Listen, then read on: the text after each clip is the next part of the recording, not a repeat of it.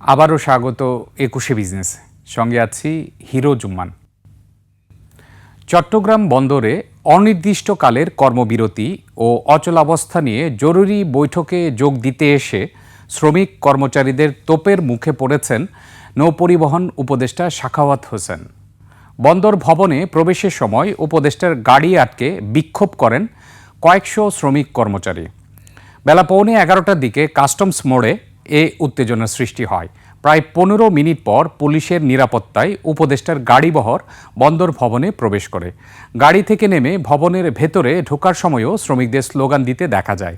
এদিকে চট্টগ্রাম বন্দর রক্ষা সংগ্রাম পরিষদের ডাকে কর্মবিরতিতে আজও পুরোপুরি বন্ধ রয়েছে বন্দরের সব অপারেশনাল কার্যক্রম। বহির্নোঙরে জাহাজ চলাচল বন্ধ থাকায় পণ্য খালাস কার্যক্রম স্থবির হয়ে পড়েছে। শ্রমিক নেতারা জানিয়েছেন, দাবি আদায় না হওয়া পর্যন্ত আন্দোলন চলবে।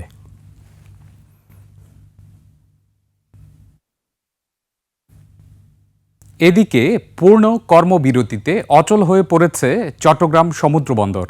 নির্বাচন ও রমজানকে সামনে রেখে গুরুত্বপূর্ণ সময়ে এই পরিস্থিতি ব্যবসায়ীদের জন্য চ্যালেঞ্জ তৈরি করেছে। বহির্নোঙরে পণ্য নিয়ে ভাসছে 142টি জাহাজ। বিভিন্ন জেটি আর ডিপোতে 54,500 কন্টেইনার আটকা পড়েছে। চট্টগ্রাম প্রতিনিধি হাসান ফেরদৌসকে সাথে নিয়ে সাদাত হাবিবি সেতুর আরেকটি রিপোর্ট। চট্টগ্রাম বন্দরের নিউমোরিং কন্টেইনার টার্মিনাল এনসিটি বিদেশি ডিপি ওয়ার্ল্ডকে ইজারা দেওয়ার সিদ্ধান্তের প্রতিবাদে শ্রমিক কর্মচারীদের টানা কর্মবিরতিতে অচল অবস্থা তৈরি হয়েছে। টানা 4 দিন 8 ঘন্টার পর বুধবার সকাল 8টা থেকে অনির্দিষ্টকালের কর্মবিরতি শুরু হয়। কোনো প্রকারের বিদেশি যাতে এই সরকার করতে না পারে। কর্মবিরতির কারণে বিভিন্ন জেটিতে জাহাজ থেকে কন্টেইনার হ্যান্ডেলিং ও খোলা পণ্য ওঠানো নামানো বন্ধ রয়েছে। আটকা পড়ে আছে 54,500 কন্টেইনার। বহির্নোঙরে খোলা পণ্য নিয়ে ভাসছে 142টি জাহাজ। দেখতেছি বন্ধ দিয়ে দেওয়া, এই যে গরু মরা শুকন পড়ছে কেন? চট্টগ্রাম বন্দরের পণ্য খালাসের অপেক্ষায় এখন 98টি জাহাজ নোঙর করেছে। এর মধ্যে 12টি কন্টেইনার জাহাজ, 29টি জেনারেল কার্গো জাহাজ, 22টি খাদ্যপণ্য বোঝাই জাহাজ, 5টি চিনি বোঝাই জাহাজ ও 2টি লবণ বোঝাই জাহাজ, যার সিংহভাগই রমজানকে ঘিরে আমদানি করা। এছাড়া সার, পাথর বা অন্যান্য সামগ্রী বোঝাই জাহাজও আটকে আছে। আমদানি ব্যয় যদি বেড়ে যায়, এর ভারটা গ্রহণ করতে হয় ভোক্তাদের, তখন মূল্যস্ফীতি বেড়ে যাবে। রমজানের 2 সপ্তাহ আগে এই ধরনের প্রোগ্রাম বাজারে ভোগ্যপণ্যের সরবরাহকে বিঘ্নিত করবে। দ্রব্যমূল্যের দাম বেড়ে যাওয়ার সম্ভাবনা রয়েছে, আপনার খাদ্য সংকটের সম্ভাবনা রয়েছে, আপনার পণ্য সরবরাহের ব্যাঘাত ঘটবে। বিশেষ করে তৈরি পোশাক শিল্পের রপ্তানি কন্টেইনার নিয়ে বিপাকে মালিকরা। কাঁচামাল কিংবা রপ্তানির প্রক্রিয়ায় থাকা পণ্য আটকে আছে বন্দরে। আবার জাহাজ আটকে রাখায় প্রতিদিন জাহাজ প্রতি $20,000 জরিমানা গুনতে হচ্ছে তাদের। চট্টগ্রাম বন্দর বর্তমান যে ব্যবস্থাপনার মাধ্যমে পরিচালিত হচ্ছে, সেখানে দুর্নীতি এবং অনিয়ম করার অনেক সুযোগ আছে। যদি দক্ষতা বাড়াতে হয়, যদি চট্টগ্রাম বন্দরকে যদি সক্ষমতা বাড়াতে হয়, তাহলে বিদেশি অপারেটরদের সাথে যে চুক্তি, সেই চুক্তিটা আমি মনে করি যে এটা একটা ভালো উদ্যোগ। এদিকে অসময়ের আন্দোলনে বন্দর যখন অচল, তখন দুর্নীতি আর সিন্ডিকেট ভাঙতে, বিদ্যমান ব্যবস্থাপনা ঢেলে সাজাতে বিদেশি প্রতিষ্ঠানের পক্ষেই মত ব্যবসায়ী আর বিশ্লেষকদের। দেশি এবং বিদেশি বিনিয়োগকারীদেরকে সুযোগ করে দিয়ে চট্টগ্রাম বন্দরকে আন্তর্জাতিক বন্দরের মতো পরিচালনা করার জন্য একটা উদ্যোগ গ্রহণ করা প্রয়োজন বলে আমরা মনে করছি। 21টি বেসরকারি ডিপোতে বর্তমানে জমে রয়েছে 8,900টি রপ্তানি কন্টেইনার। এর ফলে চট্টগ্রাম কাস্টমস হাউস 3 দিনে প্রায় 150 কোটি টাকারও বেশি রাজস্ব হারিয়েছে। সাদাত হাবিবি সেতু, 21শে টেলিভিশন, ঢাকা। টানা 3 অর্থবছর সঞ্চয়পত্রে সরকারের ঋণ কমার পর এবার বাড়ছে। চলতি অর্থবছরের প্রথম 6 মাসে সঞ্চয়পত্র থেকে নিট 2,461 কোটি টাকা পেয়েছে সরকার। সব মিলিয়ে গত ডিসেম্বর শেষে সরকারের এ বাবদ ঋণ স্থিতি দাঁড়িয়েছে 3,41,253 কোটি টাকা। এদিকে 5 লাখ টাকা পর্যন্ত সঞ্চয়পত্রে বিনিয়োগে মুনাফার উপর উৎসে কর 5%ই থাকছে বলে জানিয়েছে জাতীয় রাজস্ব বোর্ড এনবিআর। সম্প্রতি ট্রেজারি বিল বন্ডে সুদ হার অনেক কমেছে, সে তুলনায় সঞ্চয়পত্রে সুদ কমেনি, যে কারণে কমতে থাকা সঞ্চয়পত্রে সাধারণ মানুষের বিনিয়োগ কিছুটা বাড়ছে। 2022 সালের জুন শেষে সঞ্চয়পত্রে সরকারের ঋণ স্থিতি ছিল 3,64,010 কোটি টাকা। সেখান থেকে কমে গত জুন শেষে 3,38,499 কোটি টাকায় নেমেছিল। সঞ্চয়পত্রে গত অর্থবছর সরকারের ঋণ কমেছিল 6,063 কোটি টাকা। গত 2023-24 অর্থবছর কমে 21,124 কোটি টাকা। 2022-23 অর্থবছরে কমেছিল 3,296 কোটি টাকা। তার আগের অর্থবছর বেড়েছিল 19,917 কোটি টাকা। ভারত সরকার রাশিয়ার কাছ থেকে জ্বালানি তেল কেনা বন্ধ করবে এমনটা বিশ্বাস করে না রাশিয়ার পররাষ্ট্র মন্ত্রণালয়। রাশিয়ার পররাষ্ট্র মন্ত্রণালয়ের মুখপাত্র মারিয়া জাখারোভা বলেন, যুক্তরাষ্ট্রের সাথে বাণিজ্য চুক্তির কারণে ভারত সরকার রাশিয়ার কাছ থেকে তেল কিনবে না, এটা বিশ্বাসযোগ্য নয়।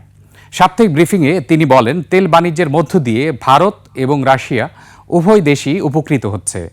বৈশ্বিক জ্বালানি তেলের বাজারেও গুরুত্বপূর্ণ অবদান রাখছে রাশিয়ার তেল।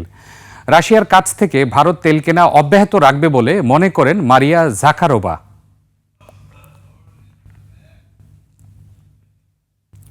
বিএনপির চেয়ারম্যান তারেক রহমান বলেছেন, $1 ট্রিলিয়ন অর্থনীতি হওয়া কঠিন, তবে অসম্ভব নয়। আন্তর্জাতিক গণমাধ্যম দ্য ডিপ্লোম্যাটকে দেওয়া এক সাক্ষাৎকারে এসব কথা বলেন তিনি। নয়াদিল্লির সাংবাদিক শাহাদাত স্বাধীনের নেওয়া এই কথোপকথন বুধবার প্রকাশিত হয়। এতে তিনি 12 ফেব্রুয়ারির নির্বাচন এবং দেশের ভবিষ্যৎ শাসন কাঠামো নিয়ে পরিকল্পনা ও অঙ্গীকারের কথা জানিয়েছেন তারেক রহমান।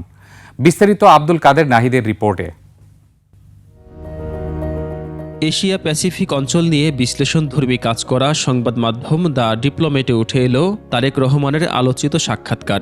নয়াদিল্লির সাংবাদিক শাহাদাত স্বাধীনের নেওয়া এই সাক্ষাৎকার তাকে বহনকারী বাসে বসেই নেওয়া হয়। এতে তিনি 12 ফেব্রুয়ারি নির্বাচন এবং দেশের ভবিষ্যৎ শাসন কাঠামো নিয়ে পরিকল্পনা ও অঙ্গীকারের কথা জানিয়েছেন। বাংলাদেশকে $1 ট্রিলিয়ন অর্থনীতিতে রূপান্তরে তারেক রহমানের অঙ্গীকার কি অলীক কল্পনা নয়? উত্তরে তারেক রহমান জানান, দেশের অর্থনীতি দুটি স্তম্ভের উপর দাঁড়িয়ে, পোশাক খাত ও রেমিটেন্স। পাশাপাশি আইটি, সেমিকন্ডাক্টর শিল্প, হালকা প্রকৌশল এবং এসএমই খাতে জোর দিতে চান তিনি। $1 ট্রিলিয়ন অর্থনীতি লক্ষ্যটি কঠিন হলেও অসম্ভব নয় বলে মনে করেন তারেক রহমান। ঋণখেলাপি প্রশ্নে তিনি বলেন, সরকার গঠন করলে বিএনপি স্বচ্ছতা ও জবাবদিহিতা নিশ্চিত করবে। পররাষ্ট্রনীতির ক্ষেত্রে তারেক রহমান স্পষ্ট করেছেন, কোনো নির্দিষ্ট দেশের বলয় না থেকে বাংলাদেশের জাতীয় স্বার্থকে সবার উপরে রাখা হবে। সাক্ষাৎকারে তারেক রহমান সাধারণ মানুষের জীবনমান উন্নয়নে 5টি বিশেষ সেবার কথা উল্লেখ করেছেন। দরিদ্র নারীদের জন্য মাসিক ভাতা, ফ্যামিলি কার্ড, কৃষকদের সরাসরি সেবার সঙ্গে যুক্ত করা হবে কৃষক কার্ড, স্বাস্থ্যসেবা নিশ্চিত করা হবে হেলথ কার্ডের মাধ্যমে এবং যুবকদের চাকরির ব্যবস্থা করা হবে কর্মসংস্থানের মাধ্যমে। প্রবাসীদের জন্য উন্নত প্রশিক্ষণের ব্যবস্থার কথাও জানান তিনি। পরিবেশ রক্ষায় বিএনপি 20,000 কিলোমিটার খাল খনন এবং 25,000 গাছ লাগানোর পরিকল্পনা করেছে।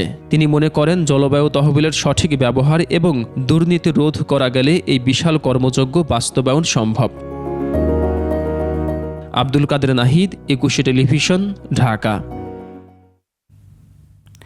সম্ভাবনা থাকার পরও এখনও $1 বিলিয়ন ছাড়াতে পারেনি লাইট ইঞ্জিনিয়ারিং খাতের রপ্তানি। উল্টো অভ্যন্তরীণ বাজারের অর্ধেকটা মেটাতে হয় আমদানি করে।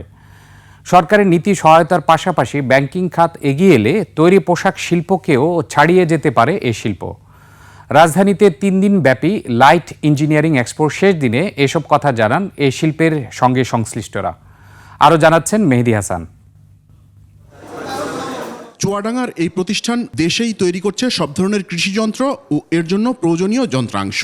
প্রতিষ্ঠানটি বলছে, যেসব যন্ত্র আগে আমদানি করতে হতো তার সবই এখন তৈরি করতে পারছেন তারা। সরকারের নীতি সহায়তা পেলে রপ্তানিও সম্ভব। আমাদের 100-এর উপরে আইটেম আছে। বাইরে থেকে আপনি গেলে যা আমাদের দেশে করতে যা ভালো হবে, বাইরে থেকে আনলে যদি আপনার 10 টাকা পরে আমাদের এখানে 8 টাকা।